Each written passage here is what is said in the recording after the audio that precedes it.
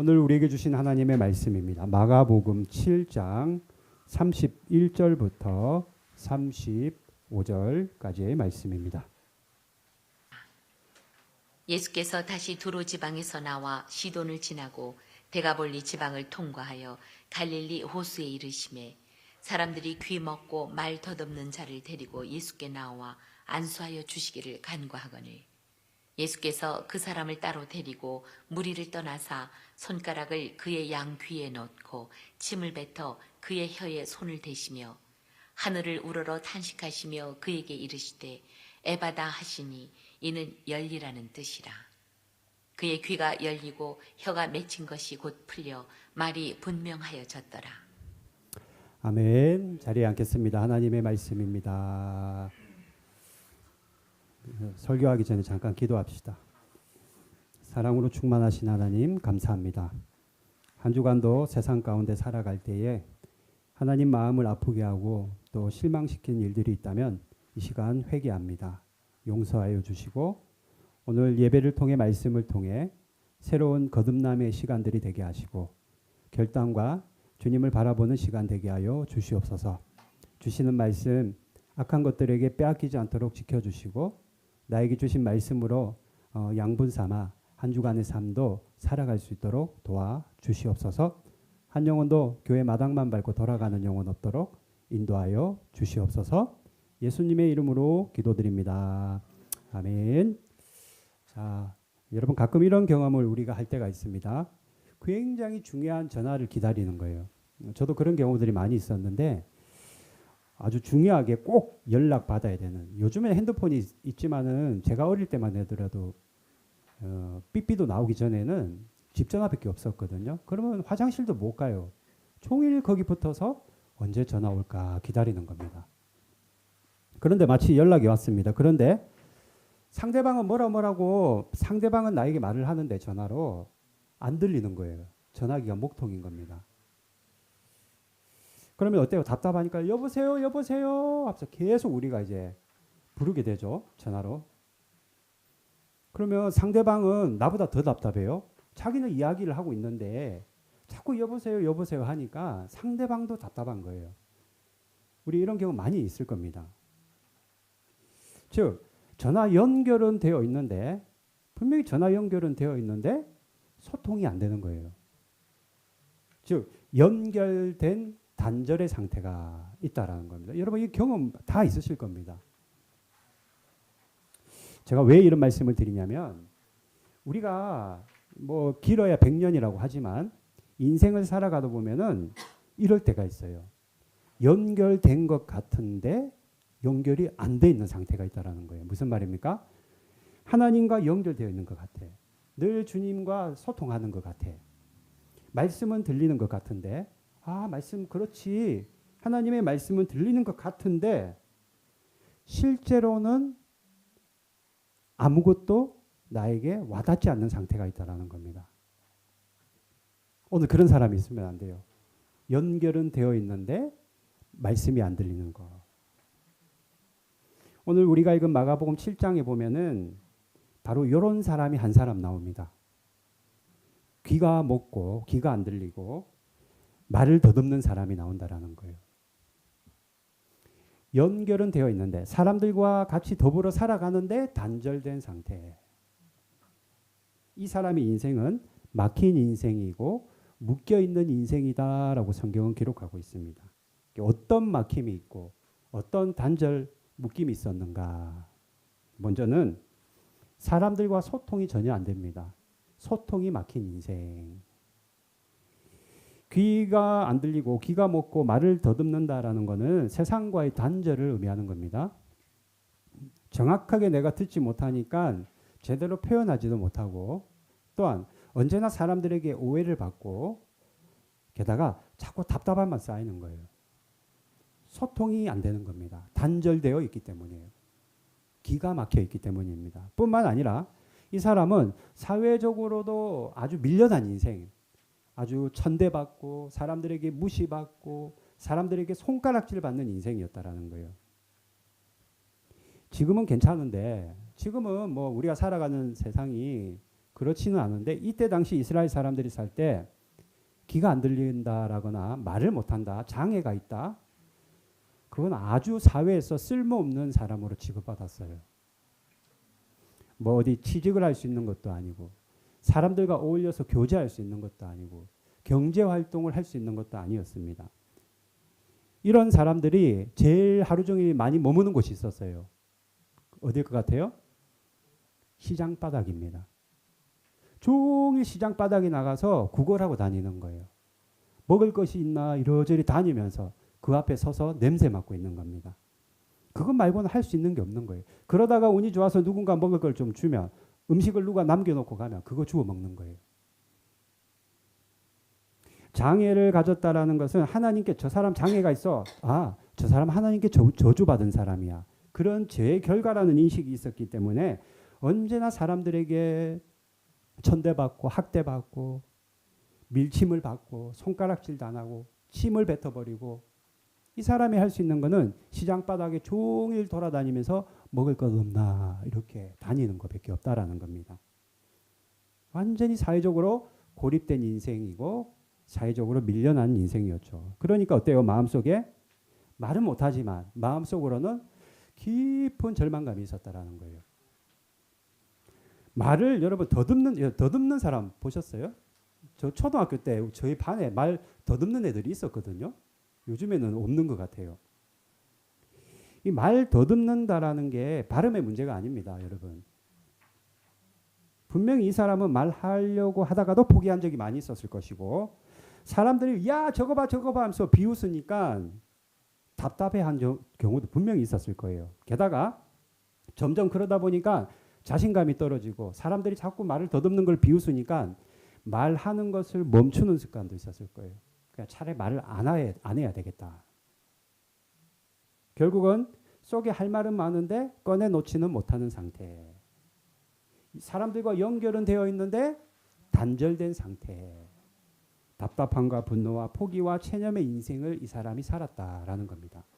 자, 그런 사람이 있었는데 그런 한 사람이 있었는데 그 사람이 오늘 예수님 앞에 나왔다라는 거예요. 예수님 앞에. 이 사람이 그래도 참 괜찮은 사람이었을 수도 있어요. 왜 그러냐면 이 사람을 도와준 사람들이 있습니다. 자, 본문 32절 말씀입니다. 같이 우리가 천천히 한번 읽어볼까요? 시작. 사람들이 귀먹고 말 더듬는 자를 데리고 예수께 나와 안수하여 주시기를 간구하거늘. 그러니까 사람들이 꽤 주위에 괜찮은 사람들이 있었던 것 같아요. 친구들인지 뭐 지인인지 누군지 모르지만 사람들이 이 사람을 예수님 앞으로 데리고 나왔다라는 겁니다.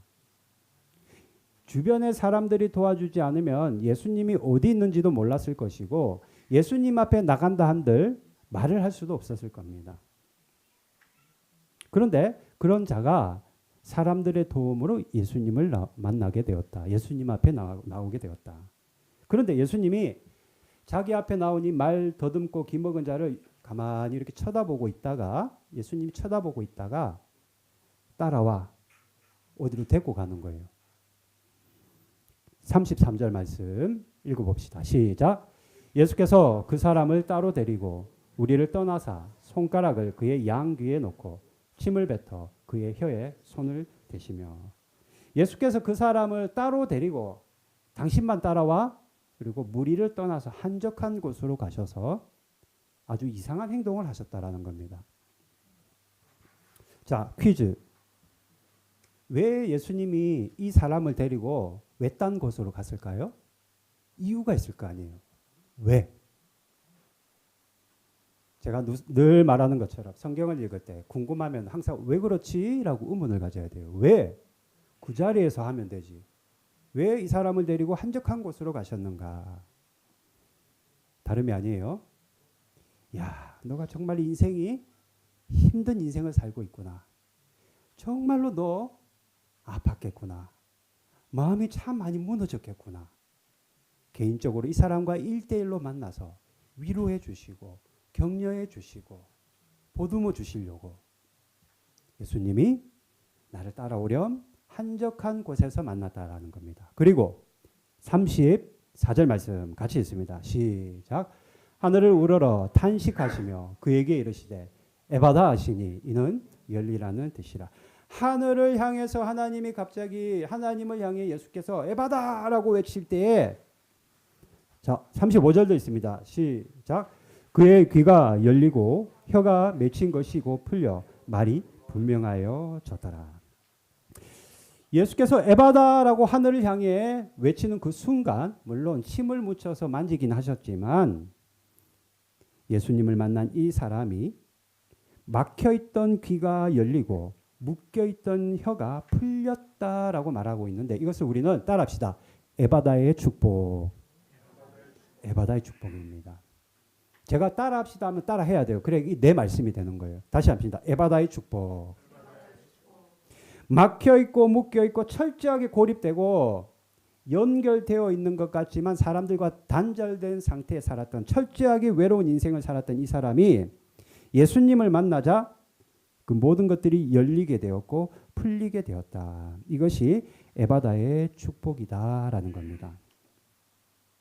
오늘 예수님께서는 이 불쌍한 사람에게 장애를 가진 이 누구 한 사람 거들떠 보지 않는 소외받는 이 작은 자에게 에바다의 축복을 하나님이 허락하신 겁니다.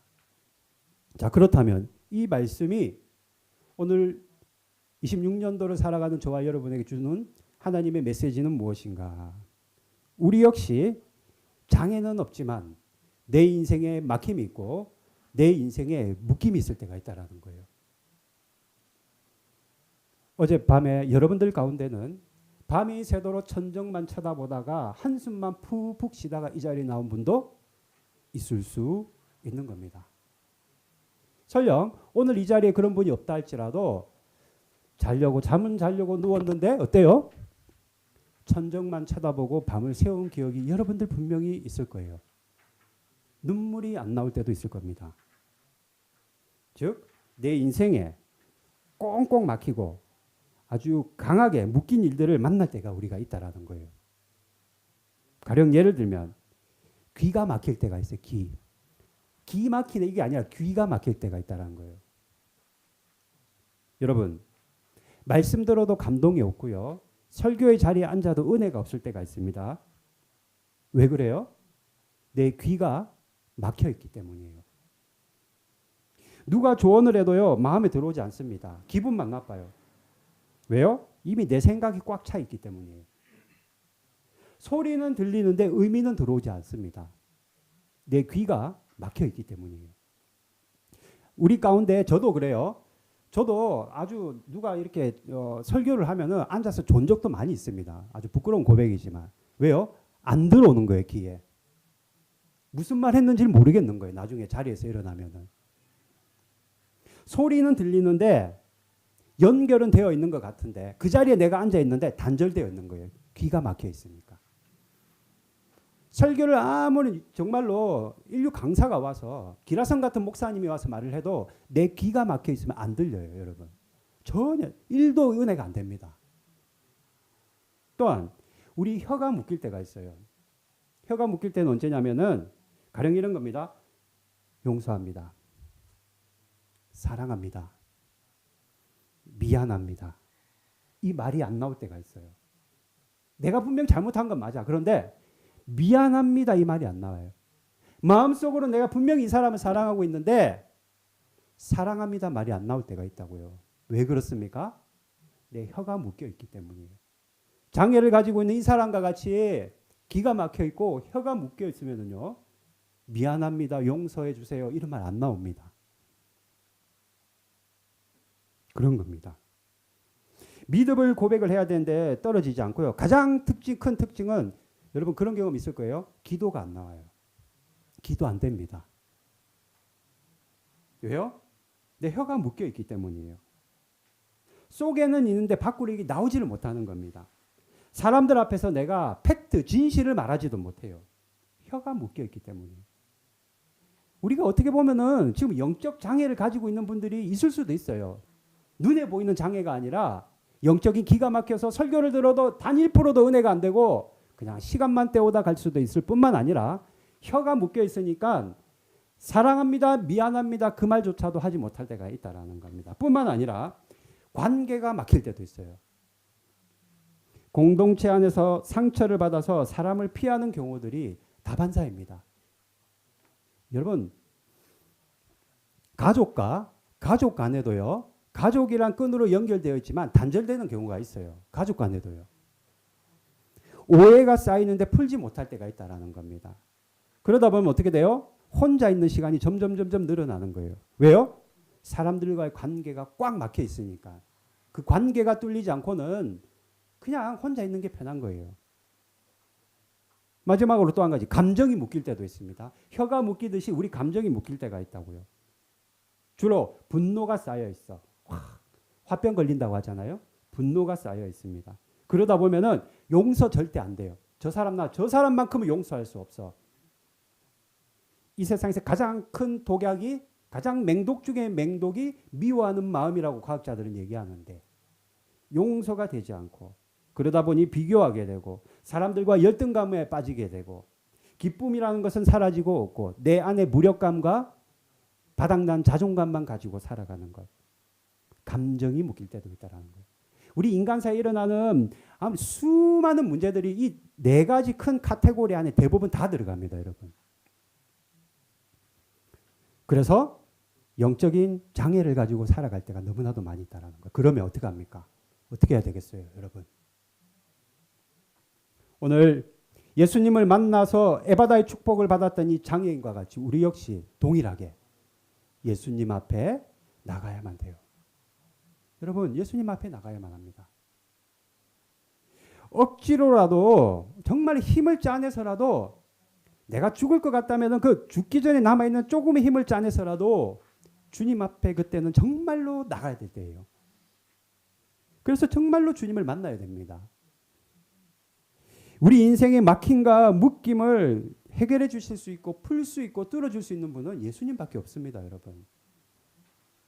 길을 쓰고라도 주님을 우리가 찾아가야 된다는 거예요. 주님의 깊은 교제 가운데 우리가 들어가야 된다는 겁니다. 내 문제를 정확하게 주님께 내어놓을 수 있는 그런 은밀한 시간이 있어요. 부끄러우면 어때요? 예수님께 부끄러운 거는 괜찮습니다, 여러분. 부끄러우면 어떻습니까? 부끄러운 문제까지도 예수님께 낱낱이 그분께 말할 때, 그 말하는 순간, 입이 열리는 순간, 묶임이 풀어지는 그 순간부터 예수님의 역사가 시작되는 겁니다. 자꾸 기도를 포장하려고 하지 마십시오. 자꾸 미사여구를 써서 예수님은 그런 훌륭한 기도를 원치 않으십니다. 있는 그대로 탄식 한마디를 하더라도 있는 그대로 예수님 앞에 내 솔직한 마음을 쏟아내는 것. 그런 깊은 교제의 시간이 필요한 거예요. 힘들면 힘들다고 말하는 겁니다. 아프면 아프다고 말하는 거예요.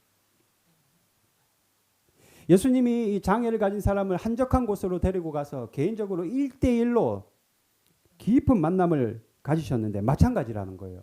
예수님은 지금도 우리가 한적한 곳에서 골방에 들어가서 그분과 깊이 만나시기를 지금도 원하고 계시고 그 만남을 우리는 인격적인 만남이라고 말하는 겁니다.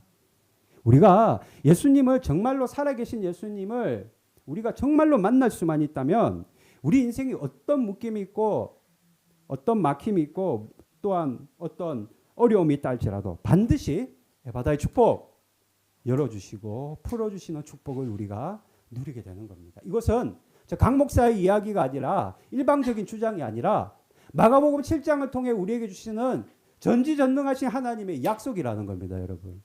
이걸 믿으셔야 돼요. 아멘? 이걸 믿으셔야 돼요. 믿는 자가 이 말씀의 능력을 경험하게 되는 겁니다. 에바다의 축복을 반드시 우리에게 베풀어 주시는 거예요. 사람들은 좀 막힌 인생, 흔한 말로 좀 못 나가는 인생 또는 묶여있는 인생을 만나주지 않습니다. 다 피하죠. 왜요? 뭐라도 좀 도와달라 할까 싶어서. 그냥 주랭랑을 치고 멀리합니다. 그러나 예수님은 만나주실 뿐만 아니라 사람들은 손도 대기 싫어하는 더러운 자를 직접 만져주시고 귀와 혀를 만져주시고 너는 더럽지 않단다.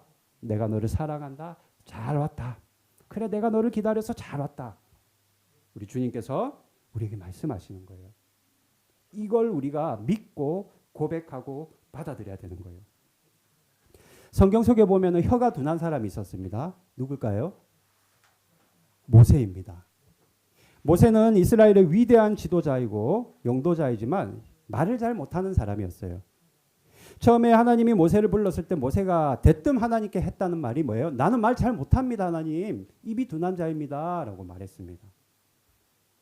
혀가 늘 묶여 있고 말을 더듬었는지는 모르지만 언변이 유창하지 않았고 그러니까 늘 의기소침해서 자신감이 떨어져 있었고 표현을 잘 하지도 못했다라는 거예요.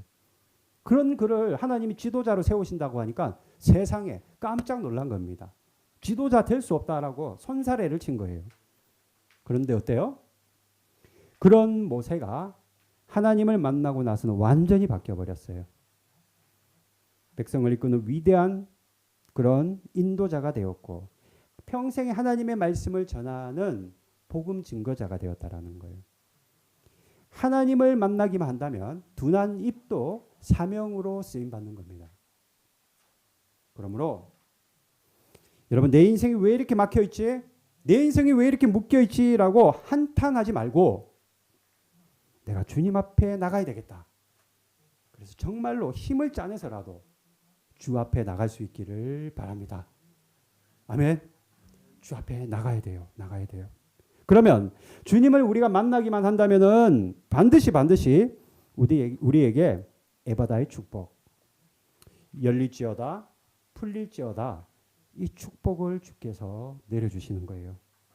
이 말씀을 그래 내가 지금 마음이 이렇고 내 인생이 막혀 있는 것 같고 모든 것이 사방팔방 꽁꽁 묶여 있는 것 같고 요나가 물고기 뱃속에서 그 침묵 가운데서 절망하고 좌절하고 포기하고 싶을 때 이스라엘 사람들이 출애굽을 했을 때 홍해바다와 병거들 앞에서 꼼짝달싹하지 못하는 그 절체절명의 순간 때 하나님이 바닷물을 열어주셨듯이 물고기 입을 열어주셨듯이 우리의 문제를 열어주시고 우리의 문제를 풀어주시는 그 하나님의 말씀이 여러분들에게 오늘 선포되어지는 것을 여러분 믿으시기를 바랍니다.